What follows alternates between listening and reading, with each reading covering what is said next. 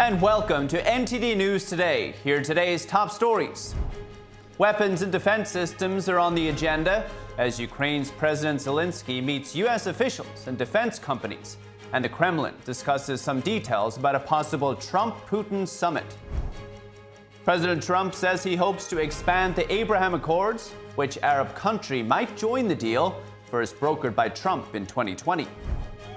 Protests at ICE facilities across the country continue. Chicago police arrested several protesters today. President Trump, crime, Hamas, and prostitution were just a few of the topics at last night's lively debate as candidates raced to be the next mayor of New York City.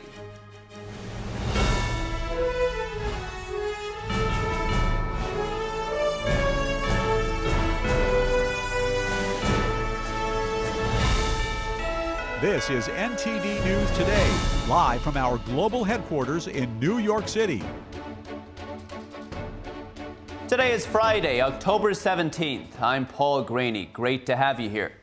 We have some breaking news for you. Chicago police arrest several people as dozens of protesters gathered outside an ICE facility today. The facility has been the focus of protests since an immigration enforcement surge began last month. Protesters initially chanted and held anti-ICE signs. ICE erected barriers outside the detention facility to keep the protesters at a safe distance. As police advanced, protesters began scuffling and shouting obscenities. Illinois state police officers made several arrests.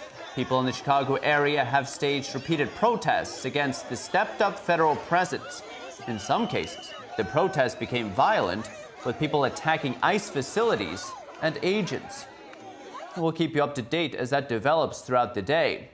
Now, moving on, President Trump says he hopes to expand the Abraham Accords.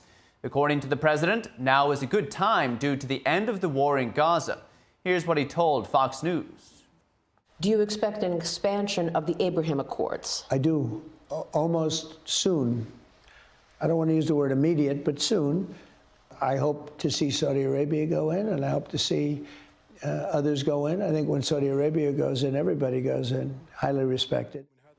The president added that Saudi Arabia spoke with him as recently as this week.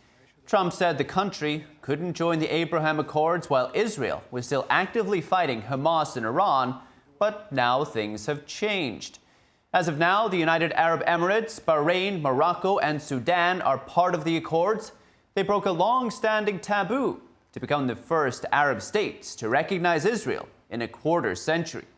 Trump also talked about tariffs on China, saying extremely high tariffs on the nation are not sustainable. If you put that 100% tariff on top of what's in place already, you're talking about 157% tariff on China.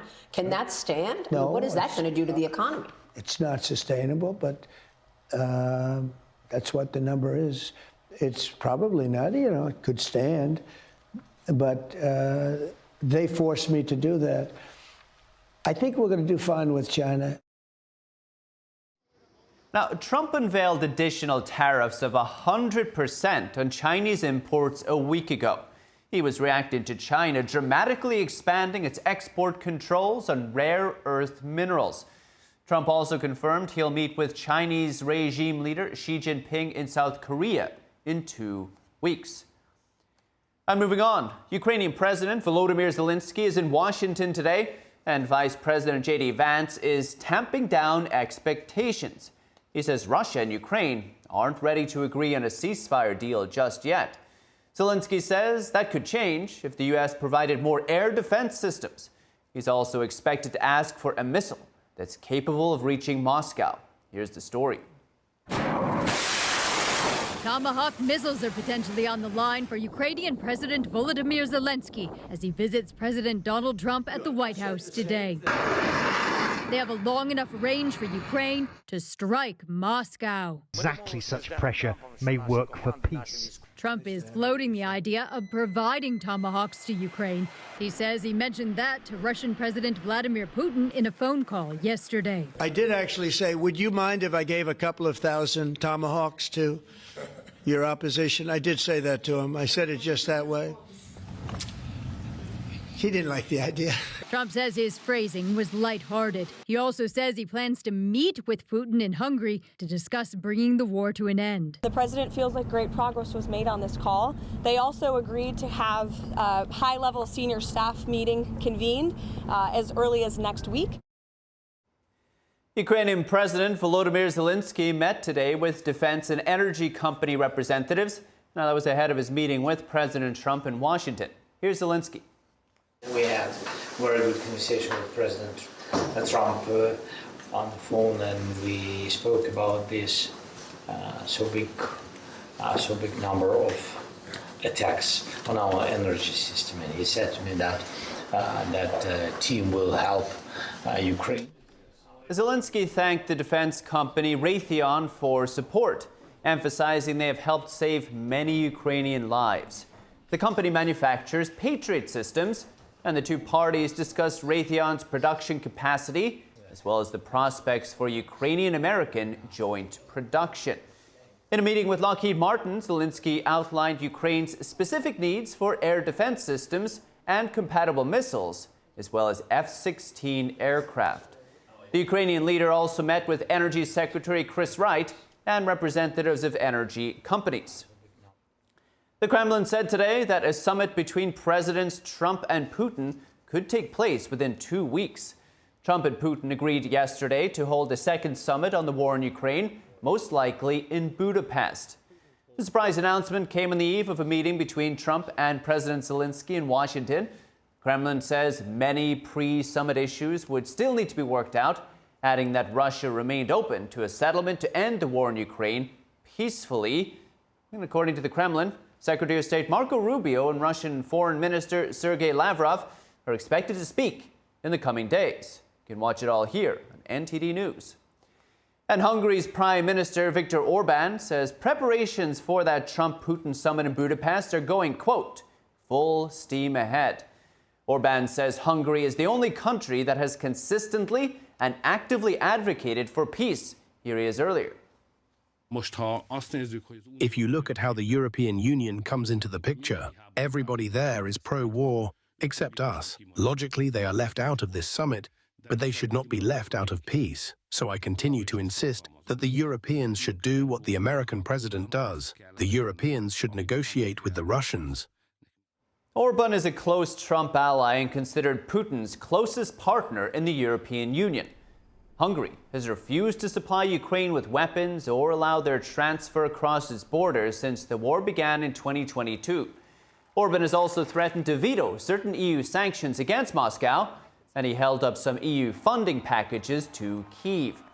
Hungary has also increased its supplies of Russian fossil fuels since the 2022 invasion. And moving on, Israel's foreign minister said yesterday that the Rafah crossing into Gaza will probably reopen on Sunday. Here he is. It is clear that according to the agreement, they must release also the dead hostages. They must do that. And we insist they will do that, and not within weeks and months, but immediately. It is very... Now, the Rafah crossing connects Gaza and Egypt. It's been an important entry for food, medicine, and other supplies in the past. Israeli officials say the return of the hostages' remains held by Hamas is moving too slowly. Hamas agreed to return 28 bodies as part of the ceasefire deal, in addition to 20 living hostages who were released earlier this week. Welcome back. I'm Paul Graney. The first televised debate between the candidates hoping to be the next mayor of New York took place last night. NTD's Daniel Monahan has key takeaways from the lively face-off between former Governor Andrew Cuomo, Democrat Zoran Mamdani, and Republican Curtis Sliwa. Former New York Governor Andrew Cuomo took aim at Zoran Mamdani's experience. I have the experience of having served in the New York State Assembly for 5 years and watching a broken political system, the experience of seeing a governor in Andrew Cuomo who would rather have served his billionaire donors and the working class New Yorkers who voted for him. This is not a job for someone who has no management experience to run 300,000 people, no financial experience to run $115 billion budget. He literally has never had a job. On his resume, it says he interned for his mother. Thank God I'm not a professional politician. We have the architect and we have the apprentice of no cash bail, which has been a disaster. We have the architect and the apprentice here of Raise the Age. My own son was almost killed because of that in a gang attack. On failing to call for Hamas to lay down their arms, Mamdani said this. Of course, I believe that they should lay down their arms. I'm proud to be one of the first elected officials in this state who called for a ceasefire. I'm hopeful that it is just. And for it to be just, we also have to ensure that it addresses the conditions that preceded this. Conditions like occupation, like the siege, and apartheid. The assemblyman will not denounce Hamas. The assemblyman will not denounce Hassan Piker, who said America deserved 9/11. The assemblyman just said in his response, well, it depends on occupation. That is code, meaning that Israel does not have a right to exist as a Jewish state. The candidates also discussed the deployment of federal agents to handle crime. When Donald Trump sent ICE agents on people in Los Angeles, Andrew Cuomo said that New Yorkers need not overreact. That is the furthest answer that New Yorkers are looking for. I went through this with him. He sent the National Guard to 20 cities when I was governor. You know what city he didn't send them to? New York. Why? Because I said to him, don't you dare. On protests, Liwa says civil disobedience has its limits. We have rampaging groups that go running through the streets, that enter all kinds of facilities and violate other people's rights. And there's no one who's willing to stop it. On crime, the candidates had this to say. We will have dedicated teams of mental health outreach workers in the top 100 subway stations with the highest levels of the mental health crisis and homelessness. The NYPD is now down at one of the lowest levels in modern political history. I would add 5,000 police, put 1,500 in the subways. The mayoral hopefuls also touched on the cost of living.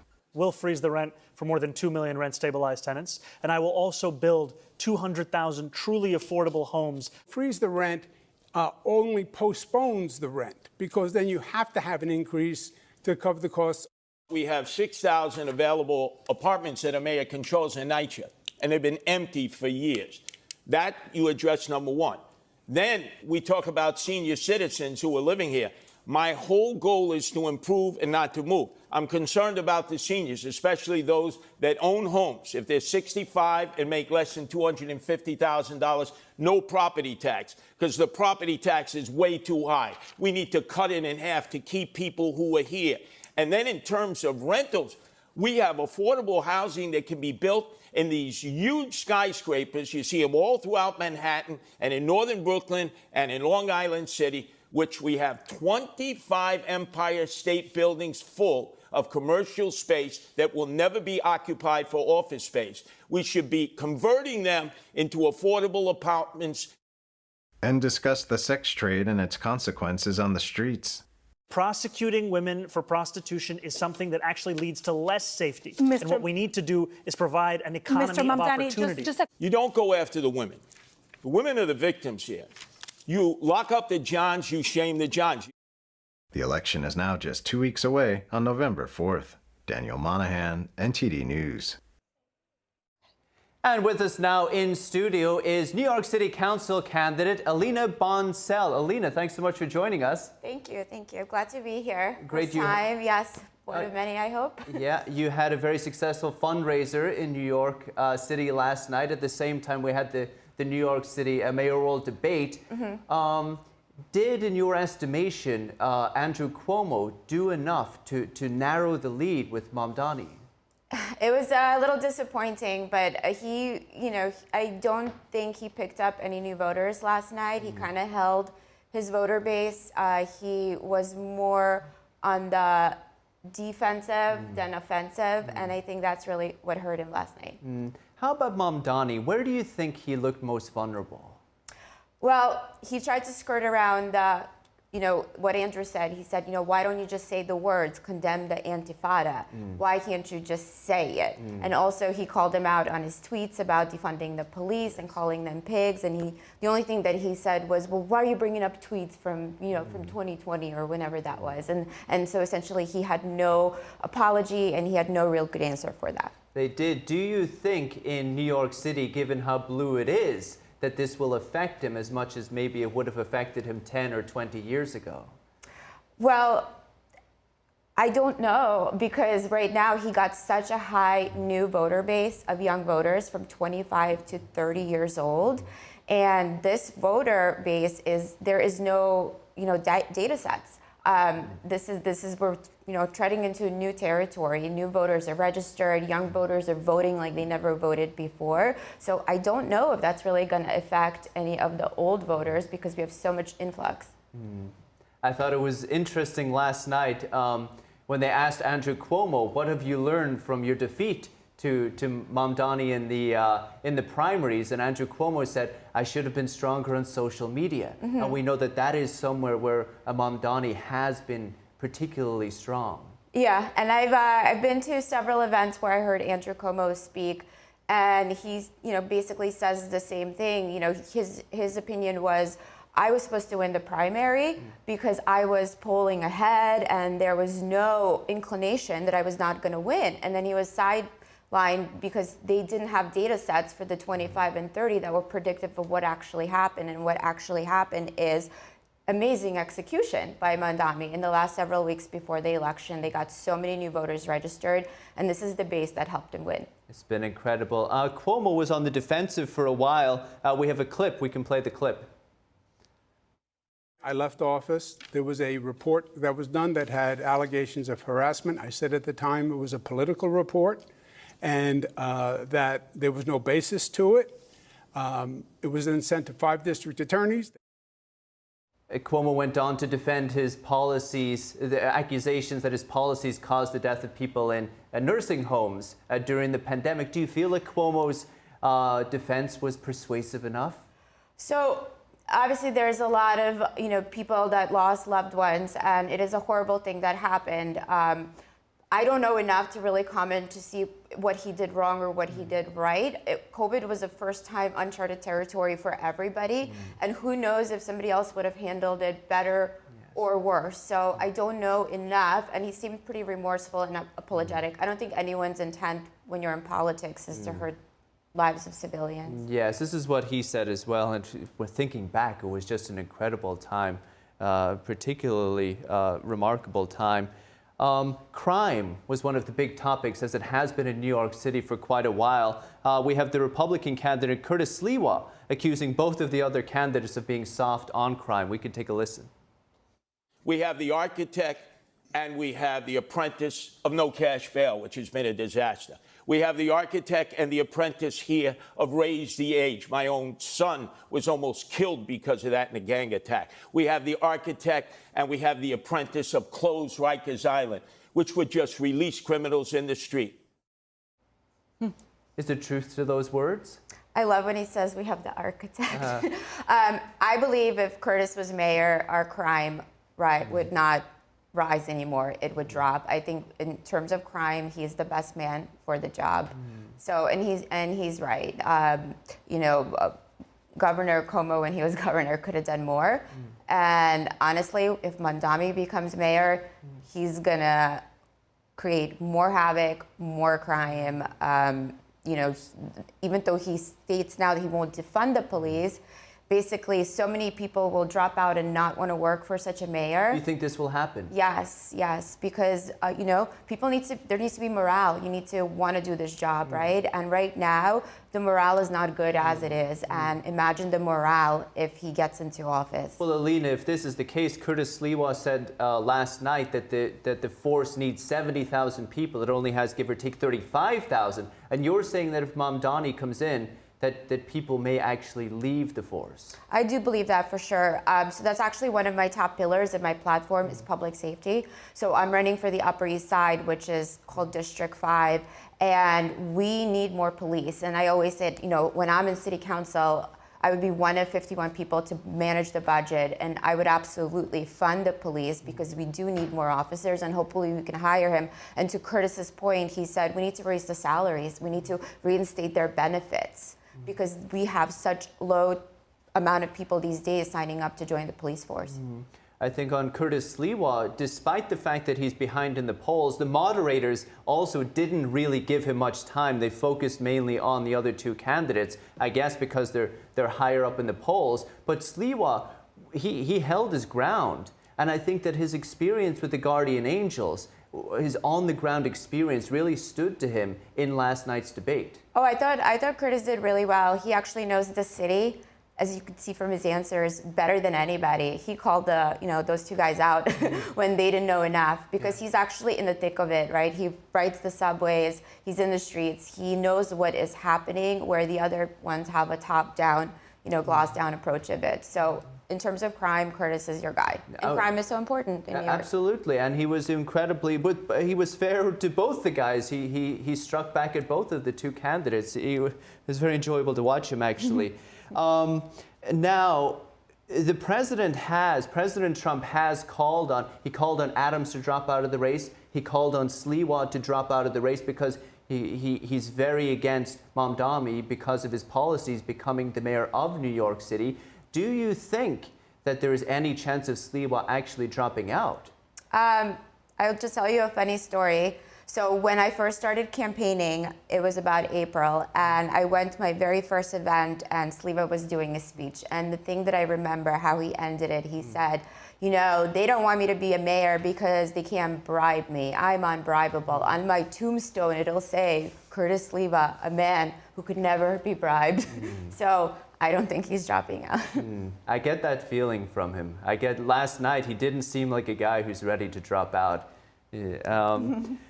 But the math doesn't math, right? The math doesn't math. It's not going to work unless someone drops out. Yeah, you think that is possible, or you think these three guys are going to hold on until the end? I think we have another debate coming up, and depending on how things shake out with the other debates, perhaps. Really? Perhaps then, yeah. It's possible. Yeah. Many are concerned about Mamdani's policies. He's a member of the Democratic Socialists. What happens to New York City if he does become mayor? So this is actually what I really would love to educate our voters on, because the way that government works in New York, it's very balance of power, just very much like the federal government. So the mayor is essentially like our president, and then Congress is our city hall. There's 51 people. And to have any new laws like free buses, free grocery stores, anything that he wants to do, you need 26 out of 51 people to vote yes. Right now, we have a supermajority of Democrats. So right now, things are not looking good. Things are looking like everything he wants to do will happen. However, if we vote for the right people this election, every seat is up for re-election, we can stop it. So all the things that he wants to do are kind of fairy tales at this point. He cannot raise the tax. He cannot raise the tax without City Hall. Then it goes to state. Then it goes to the government. I don't think the tax is getting raised, but the other things are very possible unless we re-elect a new body of city council members and get balance. They did raise this point on raising the taxes during the debate. They said that Governor Hochul has said she's not interested in raising the taxes, which Mamdani has said will fund his various programs, government-sponsored childcare, et cetera, et cetera. Finally, Alina, we talked a little bit about it at the beginning, like turnout. Mamdani had an incredible turnout for the primary. I believe it was a record-breaking turnout. Do you think that we'll see more record-breaking turnouts this time for any candidate? How important will turnout be? So turnout is so important in an election, and just from my own experience, to be honest, I never really voted very much in anything other than a presidential election myself. But I think we're going to see an even bigger record breaker in this election because more people are getting registered to vote. Jewish voters are scared. Voter turnout is going to be at an all-time high between Republicans, between independents, and we have so many disenfranchised moderate Democrats that for the first time will not be voting down the party line. They'll be voting for the best candidate. And whether it's the best candidate in city council, whether it's the best candidate in mayor. We have to all unite. Unity is the way to move forward and fix what's broken. So we need to unite against party lines and come together as people, just like we did during 9/11. And that is how we're able, to do the right thing for New York City and for all people. It's a fascinating race, like a microcosm of the country as large. It's fascinating to watch. Alina Boncel running for City Council in Queens, New York. Thank you so much. Manhattan. Manhattan. Oh, in Manhattan, New York. Alina, thank you so much. Thank you. And NTD's Flora Hua spoke with some New York residents who shared their preferred candidates and the biggest concerns in this election. Let's take a look. I guess I have to keep Mondami out of office.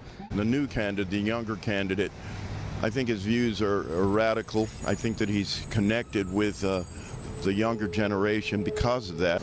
I think Andrew Cuomo. I mean, I want someone who's more moderate. I don't love Cuomo as the option. If you look at New York City, this is the 18th largest country in the world as far as economy goes. So you want to have somebody in office, you better get somebody that knows what they're doing. I would like more safety for police officers, and I would like more safety with public transit. I think that if he gets rid of the police or some of the other things that I understand his plan is, I think that New York would become a far more dangerous place. For me, in New York, I think crime. I think crime in the subways. I think the mentally ill population / homeless that are on the streets. I think that's a real problem. I think we need to open up the mental health facilities again, because we're not really doing anybody any favors by letting them sleep on the streets or in the subways. I think definitely crime. I think that's the biggest issue for New York right now. I mean, you look around this neighborhood and there's just so much vacancy in terms of commercial and people are leaving the city. What I'm doing is I'm telling Republican voters in the state of New York, in the city of New York, to vote against Mamdani for Andrew Cuomo, and if Zohran Mamdani is successful here, they will replicate that playbook in every major Democrat-run city. That's why this race is so important, to send a national message that we do not accept communism in the United States of America. This is a Judeo-Christian capitalist society and country, and we must protect it with all that we have. You can't be an entrepreneur. You can't come up with new ideas. You can't thrive in a socialist or communist environment. I have my own business. I started my own business with $50. I grew it to a multi-million-dollar enterprise. He's getting his point across because he's really pushing the whole free rent, free buses, free grocery stores, and so forth. And I don't know if that's economically even feasible. Free also equals laziness. And when you can sit on your couch, watch TV, and get everything for free, that means you're not going to go out and get a job and serve the community and pay your fair share of taxes. And moving on, in one of the most significant airlifts in Alaska's history, hundreds of residents from coastal villages arrived in Anchorage yesterday following severe storms. The remnants of the typhoon brought record storm surge to western Alaska on Sunday. The powerful storm wiped away homes and killed at least one person. 2 others are missing. The communities near the Bering Sea saw water levels more than 6 feet above the highest normal tide line. About 120 homes were destroyed, in a village of about 700 people. Some evacuees detained moments of the harrowing storm. There was like a big earthquake, especially with water. We were scared that the glass window was gonna break because the water was hidden. I started getting calls that one of the houses, they need help. Their houses were floating and they were drifting away. I couldn't do nothing about it. It was hard. Everybody, it was just nightmare. The residents are being housed at a Red Cross evacuation shelter at the University of Alaska, Anchorage. Officials said there are about 1,600 people across 13 shelters that have been established. The evacuation effort is expected to go on for the next few days.